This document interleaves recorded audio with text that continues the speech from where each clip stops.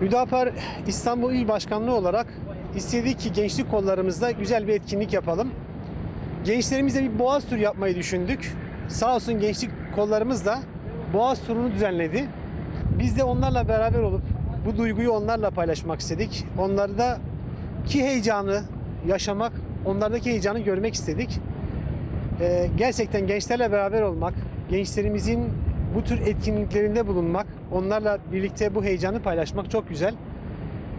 Gençlerimizin bu heyecanını görmek çok güzel.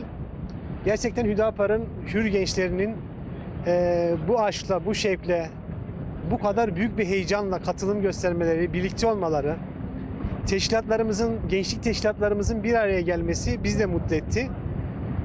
Onlardaki bu heyecanı görünce bizim de heyecanımız arttı.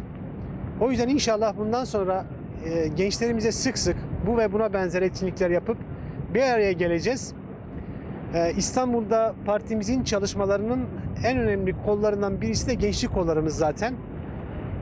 İstanbul Hüdapar olarak gençlik kollarımız ve gençlik kollarımızın çalışmasını fazlasıyla önemsiyoruz. Gençlerimize güveniyoruz. Onların heyecanının önünü açarak onlarla birlikte çok daha güzel çalışmalar yapmak istiyoruz. İnşallah güzel çalışmalar yapacağımıza da inanıyoruz. Az önce yukarıda gençlere de söyledik. Fatih Sultan Mehmet İstanbul'u fethettiğinde 20 küsür yaşlarındaydı. Bizim gençlerimiz de 20 küsür yaşlarında ya da 20'nin altında gençlerimiz. Onlardan çok şey bekliyoruz. Onlara inanıyoruz, onlara güveniyoruz. Güzel işler yapacaklarına, güzel çalışmalar çıkaracaklarına inanıyoruz. Gençlerimizin bu heyecanı, bu çalışkanlığı, bu gayretleri, bu döktükleri alın teri inşallah güzel sonuçlar verecektir. Ve hep birlikte bunu göreceğiz. İstanbul'da hür gençlik var. Onların bu heyecanını gördük. İnşallah bir daha gördük. Yine ilerideki günlerde çalışmalarının nereye varacağını, insanlara nasıl ulaştıklarını göreceğiz inşallah. İnanıyoruz ki hür gençlik gittiği her yerde güzel ahlakını, o güzel duruşlarını sergileyecekler.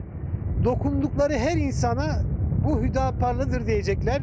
Hüdapar'ın dokunduğunu hissettirecekler. Tanıştıkları her insana Hüdapar'ı tanıtacaklar inşallah. Size de teşekkür ediyorum. Sağ olun. Gençler nasıl gidiyor?